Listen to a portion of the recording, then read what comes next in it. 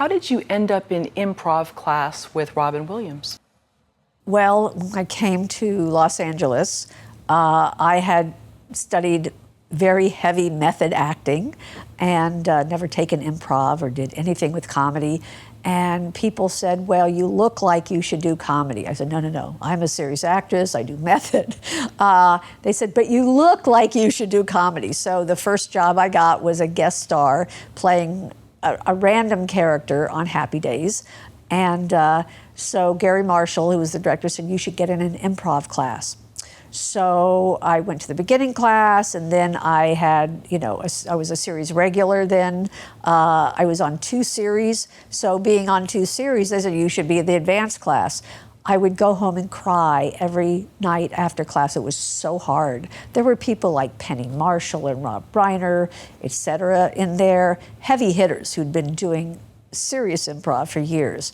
Robin Williams was one of my classmates. When you went up on stage with Robin, you just had really, it was, you were a big loser. You never going to win because Robin would just do circles around you. And the great thing about Robin was, and nobody knew him at that time, the great thing was that he did not edit himself. He learned later to edit, but half of the stuff he threw out there was terrible, and half of it was brilliant. He just did not, his brain was so fast. That's why I say if you were trying to do an improv with him, you were way left in the dust. And then they were doing an audition for a character on Happy Days. They could not cast him, the character. And it's Wednesday, and this is the show is taping on Friday. And I said to Gary Marshall, I said, there's a guy in my improv class, he can't get an acting job because he can't stick to the script. He would never stick to the script. And they hated, writers did not like that. So he was doing stand-up at the time. So they brought Robin in. He did the audition standing on his head. He never used the script. He, again, circles around everything they did. They loved Robin, and they cast him as Mork from Mork, and they loved the characters, so they then spun him off. And brilliant, kind, sweet man. I think you said life is improv? Life is improv? Yeah. I don't know, did I? Well, or maybe I saw that somewhere. But yeah, if that's correct and you agree with that, how is it improv? You never know what's coming next. I think improv is a great tool. As much as I said I used to hate it because it was so hard and I had never done it, and I felt very much in over my head with these real brilliant comedy people. It was all in Harvey Lembeck's. Harvey Lembeck was the improv class at that time. And so I think for all my students, I teach directing, filmmaking, acting for directors, and we always do improv because I said as a tool for acting, it's brilliant because you can develop your own pace, your own time, but still then go back to what the scene is and use that. But yeah, I use improv from the time I get up in the morning till the time I go to bed because who knows what is going to happen. You had a friend, I believe, who took an improv class and she was not an actor, maybe? Oh, right. So, and you said it changed her in so many ways for the better.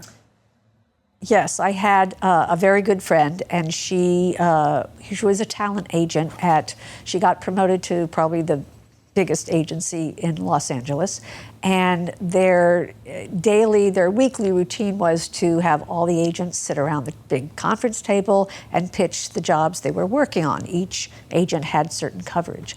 And she would say when it came to her, she would just shake and was very shy, and her boss was saying, you need to speak out. You need to get up. She said, what do?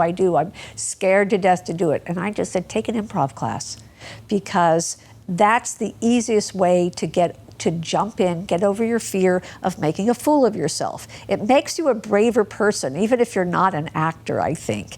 It gives you more confidence in your own ideas.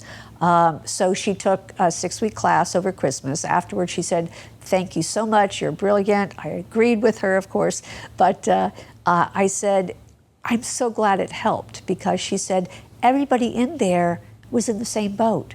Everybody had the fear of, what if I put out my ideas? What if they don't work? What if everybody thinks they're stupid?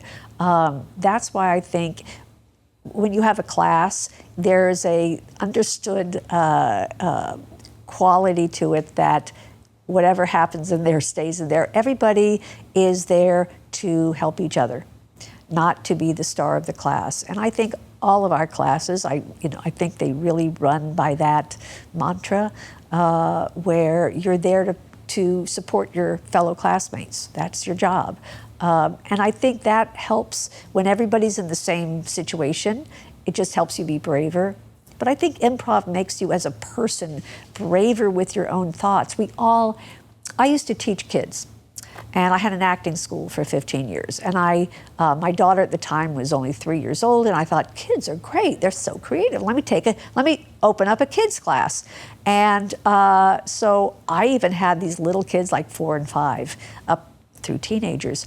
And until they got to be about 7 or 8, they were very creative. They didn't care. It didn't matter if it was stupid or silly or people said, oh, that's dumb. It did not matter. They were out there. They were fearless. And when kids got about that age, 7, 8, 9, they all of a sudden started worrying about what their peers thought, and they started being careful. And as an actor, careful is, your death of an actor. You can't be good and be careful. So, I really saw how much we as human beings, we put on all these layers, and by the time we're adults, we sometimes don't even know who we are. We're a different person in any situation, but so many people are afraid of being judged, afraid of being wrong, afraid of being laughed at, afraid of not getting to join, that people are judging them. And I think you might get over it when you're really old, but we have grown up with that. And I think we were talking about social media, and I think through social media, it's been so harmful to young kids, because they're being judged on social media now, and which is terrible. They're not being themselves. They don't have the freedom to be who they are, and that's something that a lot of people come to an acting school for, because they want the freedom to be who they are. They want the freedom to peel off those layers, and that's it. There should be that freedom. There should be that safety in an acting class. Do you ever see people, though, that come in almost fearless and wonder, how did they get to that point? How they get that way? I do. I think it's rare.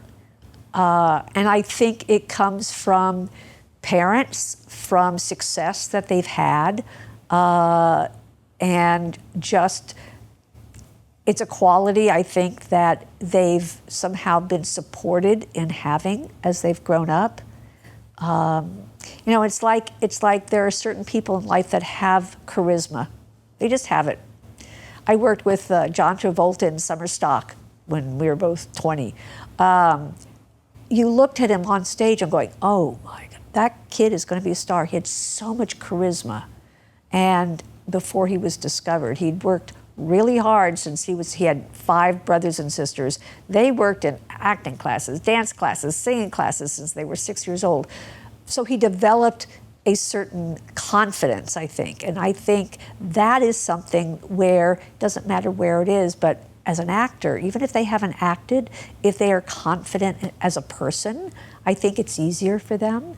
But yet, there are a lot of shy actors that are brilliant actors, and I think I used to fall into this category, which is I feel safe playing another character. They're not judging me. So I can be that outgoing person. I can be that character, because I'm not being judged for me, I'm being judged of that other person. And I think a lot of people come to acting because of that. They feel safe being that other part. Thank you for watching the video all the way to the end. Here is a complimentary question from our book Story Questions.